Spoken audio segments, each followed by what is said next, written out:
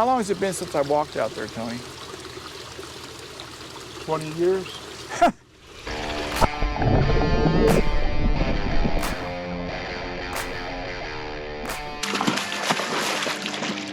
Hey everybody, welcome back to the farm. Today we're going to walk around and go around with Tony while he checks his Frontosas.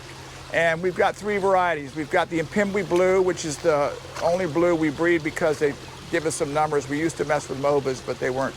Volume-wise, even if I love a fish, sometimes you have to make a decision that you can't have it. So these are the Mpimbwi blues. Then we're going to do the Kigoma 7 stripers and the Burundi 6 stripers. So we're starting off with these. Now, Tony, how often do you check these guys? Every 2 weeks. Okay, but if they're really breeding hard, what do you do? If they're breeding really good, every single week. And they do really well with your contraption, right? Yeah, they do. They do good in those bowls.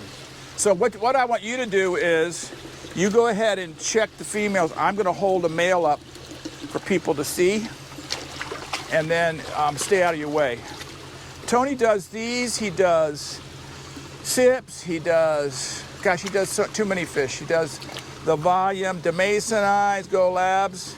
I'm not going to say he overdoes stuff sometimes, but he overdoes stuff sometimes.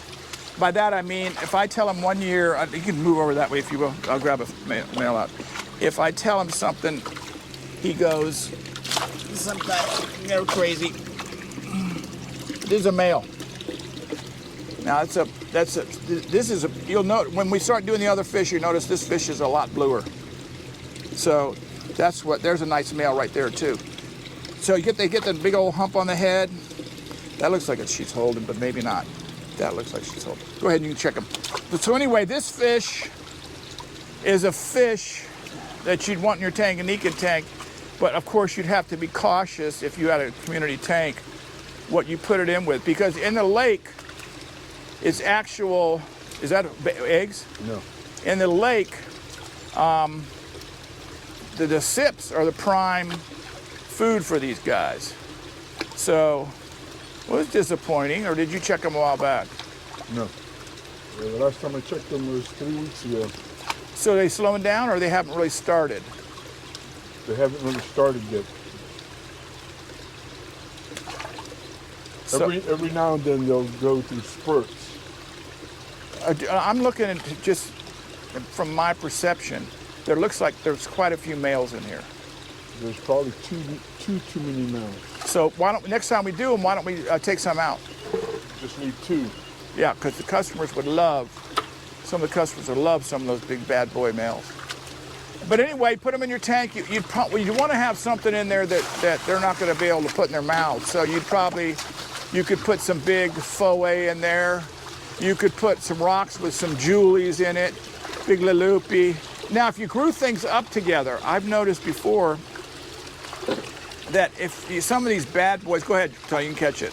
Some of these bad boys, like dove eye out in the ditch, if they grow up with a small fish like an angel in there, they don't even bother. It's like it becomes part of the gang. If you throw a new angel out there, they swat it. So if you start off a tank with 2-inch fish, 3-inch fish, and they were all the same, they somehow learned not learned, but they tolerate each other. So this is our other tank of Mpimbwis.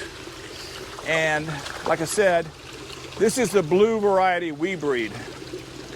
And I had MOBAs one time for a year and a half, beautiful, 12, 13 inches long.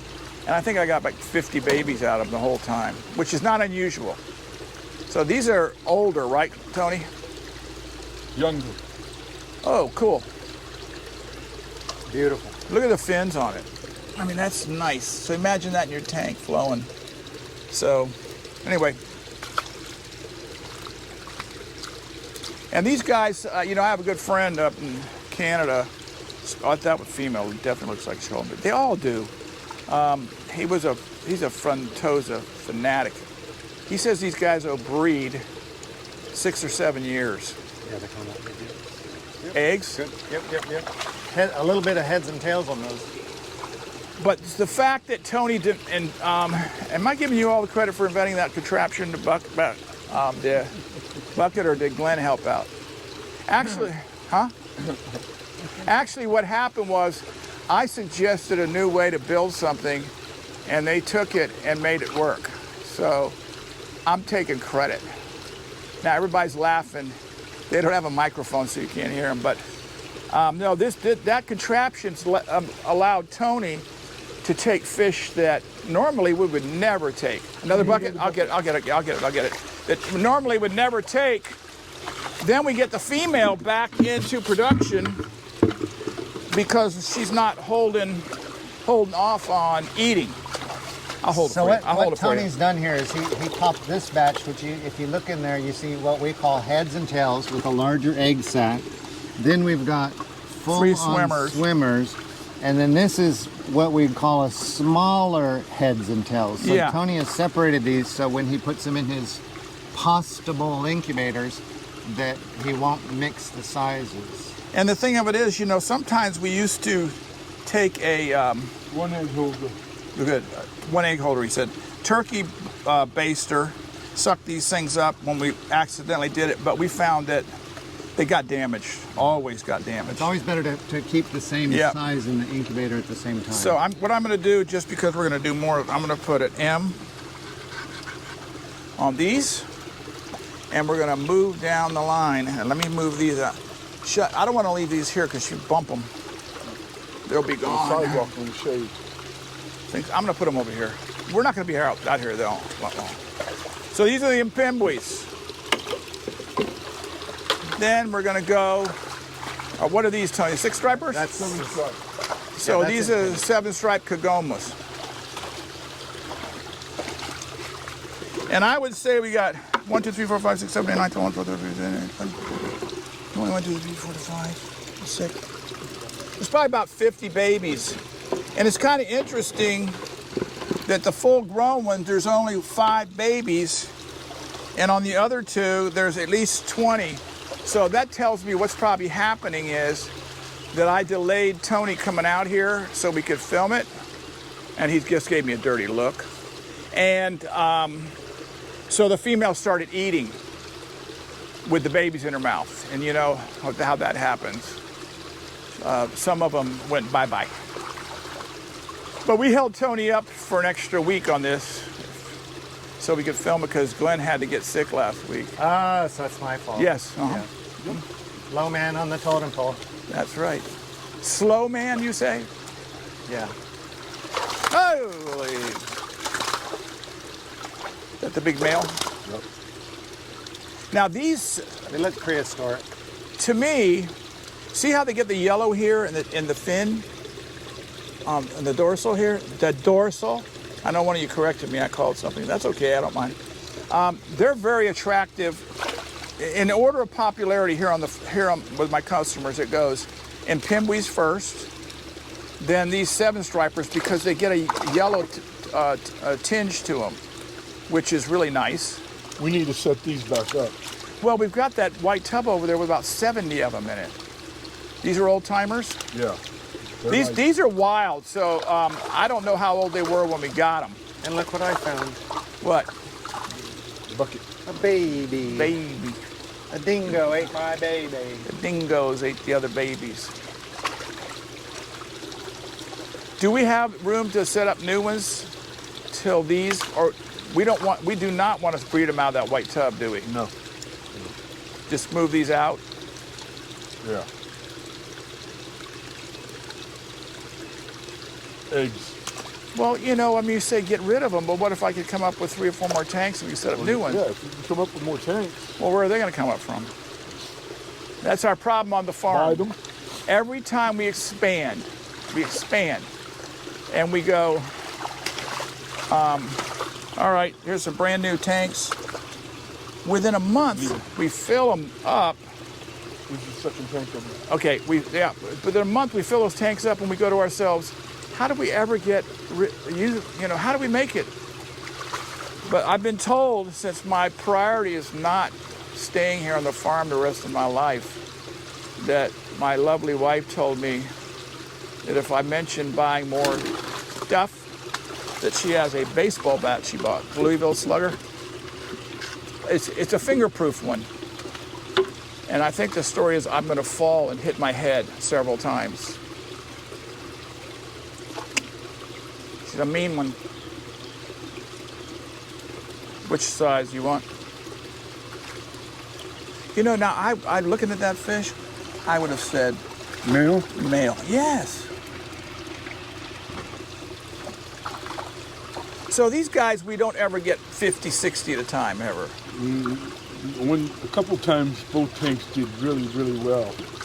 But I'm talking about actual numbers in one female's mouth. Oh, no. I wish we could have 4 of each type.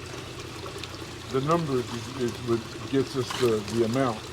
The number of breeders? Yeah. Man, what do you like in here? How many males to females? Like 1 to 8. That? Now don't tell me these guys aren't doing. You keep getting babies. You want me to get you another bucket?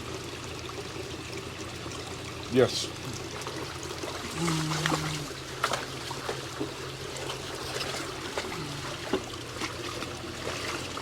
They're just a little bit bigger.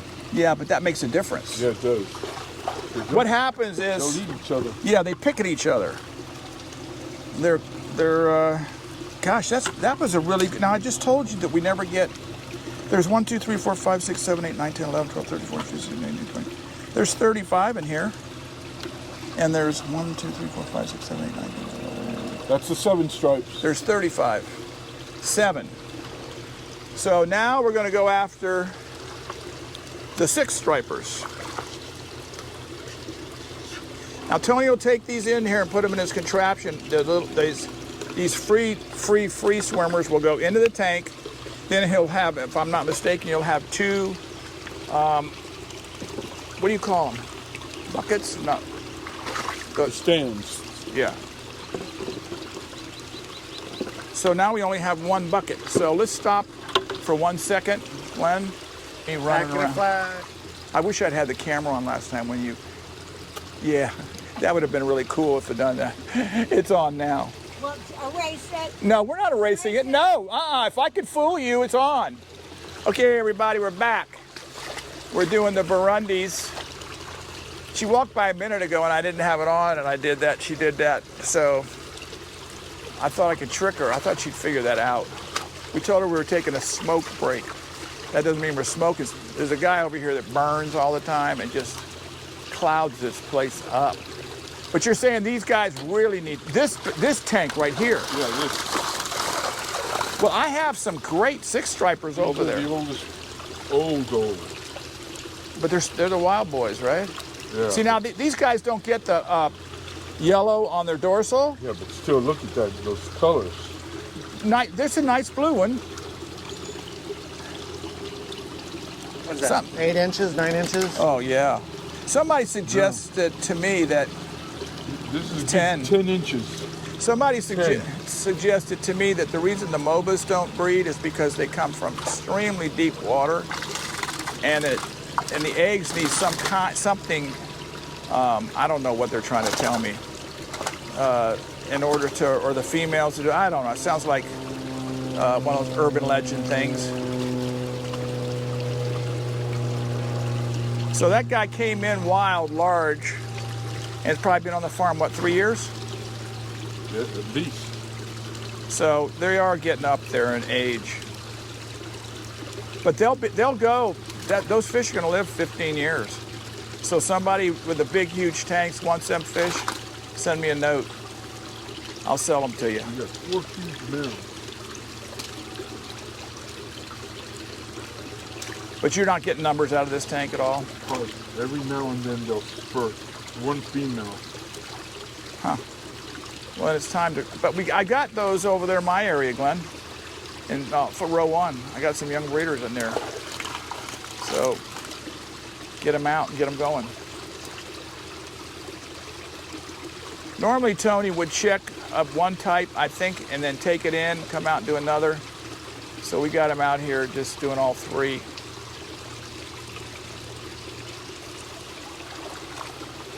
Go for it.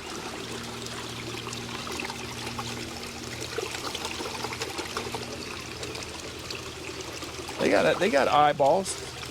Very little. Those are going in an incubator. Incubator, different than Wine goblet. Oh, you got different names for each little container? Yeah, the bowls and the incubator. Well, that's very, very interesting. I stay on top of this stuff, knowing what's going on around the farm here. How long has it been since I walked out there, Tony? 20 years. But wasn't there a time now, I always brag about this, where I could tell everybody where to go, what tank out there on the farm. But we were about half the size. But I'm too old for that. Born on Mother's Day, how many years ago? A gift to my mother. And this is the last batch of 6 stripers that we're gonna do. So basically we have 2 tanks of each one. And these look younger.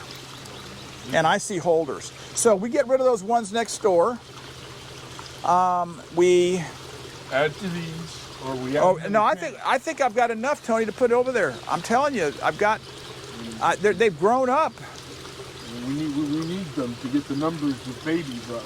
Yeah.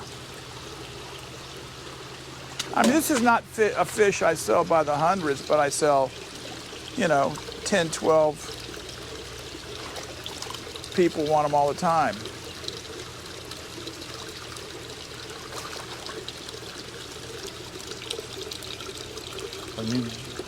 If you need a third bucket, I've got one.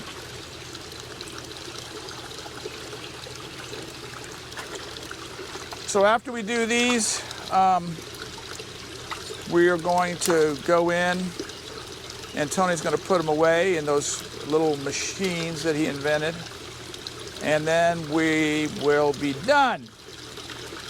We're not going to show you that. It just time consuming. Yeah, just check out the previous. I think we even did a whole video on the incubator. So yeah, I think that's whole thing. And these guys are big fish, and they're eating the. I got another bucket if you need it. If you're worried. These eat the 1.5, but like I told you before, often as we're feeding, we come over here and in the bucket we throw a little water. That one looks like it's holding too, and make little balls about this big, and then we toss them all over the tank. Because like I told you before, these Frontosas they're so raging eating that they'll come up to the surface and grab stuff. So I would never give these guys flake. And they gulp air. And if they gulp air, they fill up, their swim bladder gets compromised. They cannot go down, and they don't make it. They end up dying. That's it. That's pretty good. Okay, everybody. They did great. Did they? Yeah. Oh, whoa. Anyway, thanks for being on the farm again. And Tony, thanks for putting up with us while we were out here. I know we drive you crazy. But it was fun. And we'll catch up with us next week. Be sure to subscribe, like us. Be sure to correct me on the things I did wrong.